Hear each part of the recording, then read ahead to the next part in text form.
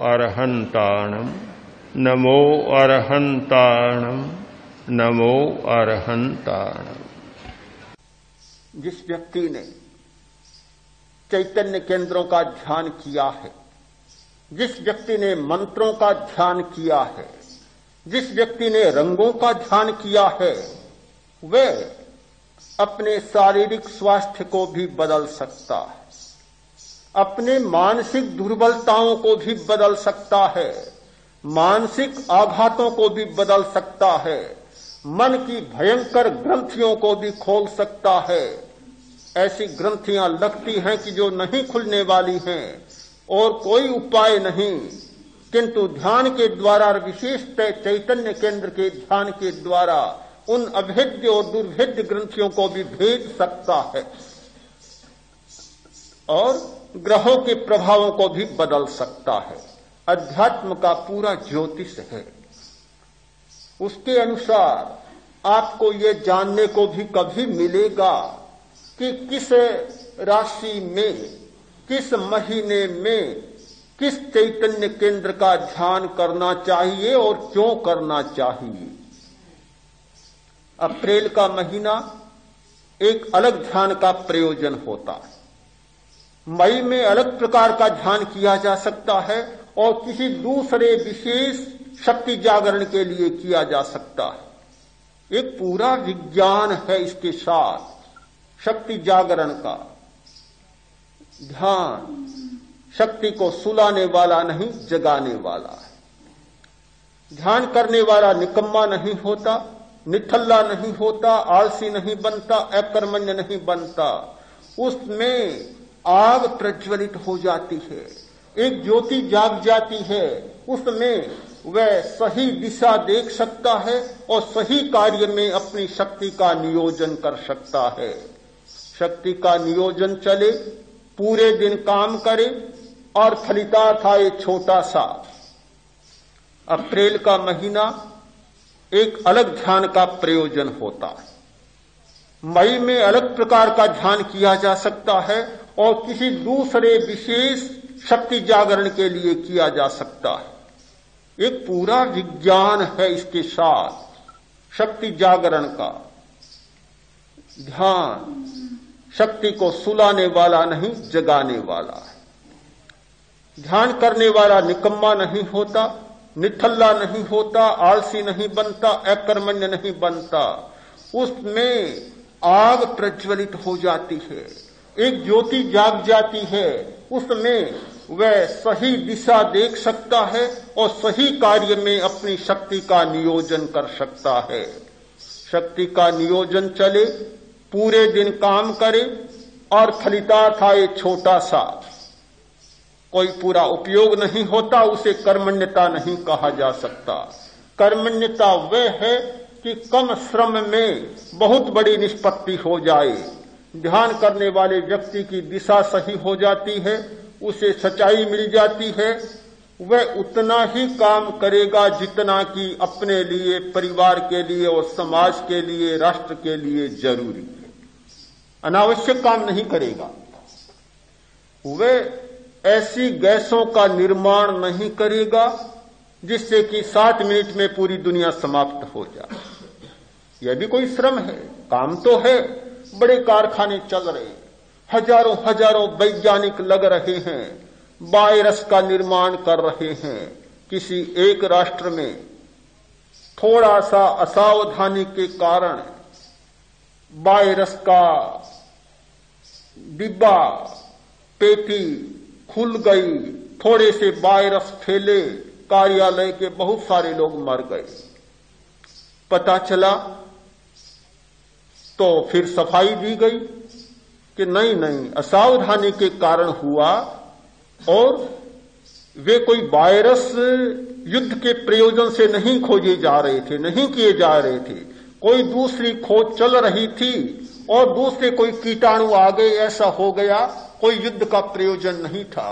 किंतु आज इस बात को अब छिपाया नहीं जा सकता कि हजारों हजारों वैज्ञानिकों का श्रम, लाखों लाखों मजदूरों का श्रम इसमें लग रहा है और बड़े बड़े कारखाने दिन रात चल रहे हैं। कि किस प्रकार भयंकर वायरस पैदा किए जाए और मनुष्य जाति को कैसे जल्दी से जल्दी समाप्त किया जाए, कम से कम विरोधियों को भयभीत कैसे रखा भयभीत कैसे रखा जाए। और ये आने वाला युद्ध अब अणुयुद्ध नहीं होगा, अणुयुद्ध का युग समाप्त हो चुका, अणुओं का भय भी समाप्त हो चुका। यह युद्ध होगा गैसों का या जीवाणुओं का। इतने भयंकर जीवाणु पैदा किए जा रहे हैं। एक जीवाणु को सेना में छोड़ा, जुकाम लगाने वाला, जुकाम लगने वाले वायरस वे जीवाणु युद्ध के स्थल में छोड़े गए। सारे सैनिक छी छी छी करते रहो, बस हाथ में अस्त्र उठाने का ही मौका नहीं है। छींके लेते रहो, नाक को साफ करते रहो, लड़ाई समाप्त उनकी तो। सबको जुकाम लग गया। हाँ, भयंकर जुकाम, फुर्सत ही नहीं है हाथ में शस्त्र उठाने की। न जाने कितने प्रकार के वायरस जीवाणुओं की खोज हो रही है, मूर्छा लाने वाले, बीमारियां पैदा करने वाले। एक जीवाणु छोड़ा गया, 10 लगने शुरू हुए, फिर लोटा लिए घूमते ही रहो, हाथ में फुर्सत नहीं है किसी को अस्त्र उठाने की। यह भी कोई श्रम है, यह भी कोई कर्मठता है, यह भी कोई कर्मण्यता है जिससे मनुष्य का कल्याण न हो, उससे कोई यह काम हो नहीं सकता। बोधि धर्म जब चीन में गए, सम्राट ने कहा, महाराज मैंने भगवान बुद्ध के निर्देशों के अनुसार कितने काम किए हैं। कुएं खुदवाए, बगीचे लगवाए हैं, प्याऊए लगवाई है, दानशालाएं बनाई है, जनता का बहुत उपकार किया है, दुखों को दूर किया है। बहुत सारी लंबी सूची उनके सामने रख दी, मैंने यह किया, वह किया, वह किया। ठीक है ना महाराज, बनते सब कुछ ठीक है। बोधि धर्म बोले सब उल्लासकारी हैं किंतु कल्याणकारी नहीं।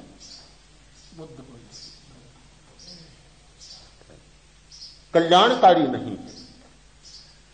सम्राट ने सुना और कहा, यह कैसे कि कल्याणकारी है शील का आचरण।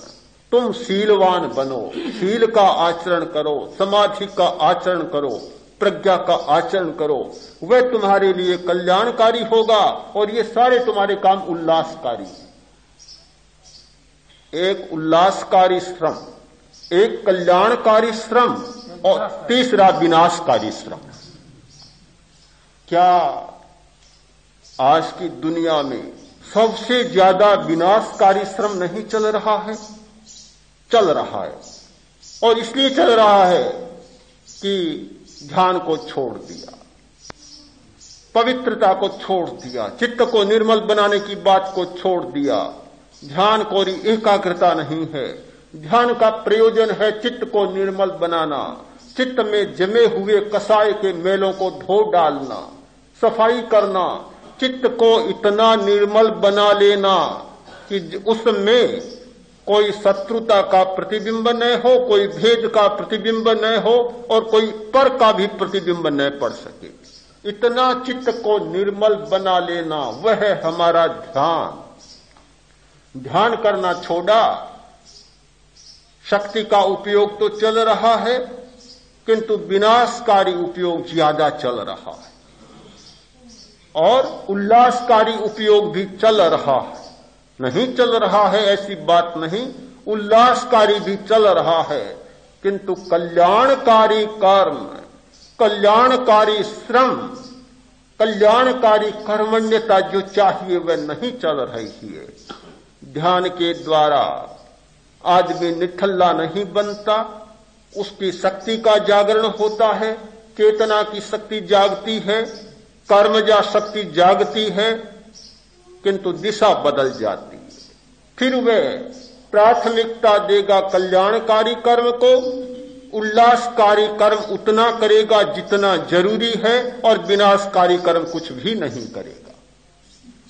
जब समाज में ध्यान की शक्ति नहीं जागेगी, चित्त को निर्मल बनाने की प्रक्रिया नहीं जागेगी, चित्त के कसायों को, सामाजिक संघर्षों में जमने वाले मैलों को, प्रतिक्रियाओं को, सामाजिक और पारिवारिक संबंधों में होने वाले विषादों अवसादों को धो डालने की प्रक्रिया हाथ में नहीं लगेगी तो कल्याणकारी कर्म सबसे कम होगा, उल्लासकारी उससे ज्यादा और विनाशकारी उससे ज्यादा।